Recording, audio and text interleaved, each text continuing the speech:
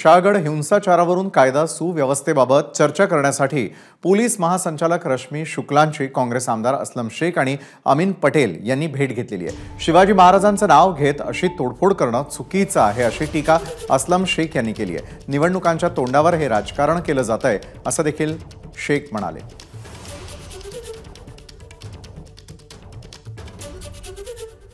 कायदेशीर कारवाई घेऊन नोटीस देऊन काय इल्लीगल असेल त्याला तोडू शकता, इल्लीगल नसेल तर त्यांना जे सरकारतर्फे जे आपले GR आहे त्याच्या हिशोबाने कारवाई झाली पाहिजे।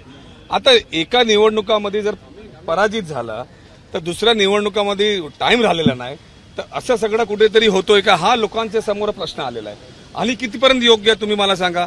हे घटना आणि पोलिसांच्या समोर घटना आणि राज्य शासन याच्यावरती जर आरोपीवरती कारवाई जे पाहिजे तेवढी होत नसेल, पोलिसांच्या समोर जर पोलिसांना मारहाण होत असेल आणि तिकडे वरिष्ठांच्या अधिकाऱ्यावरती कारवाई होत नसेल तर पोलीस बलची काय त्यांची मोरालिटी राहणार आहे। ABP माझा, उघडा डोळे बघा नीट।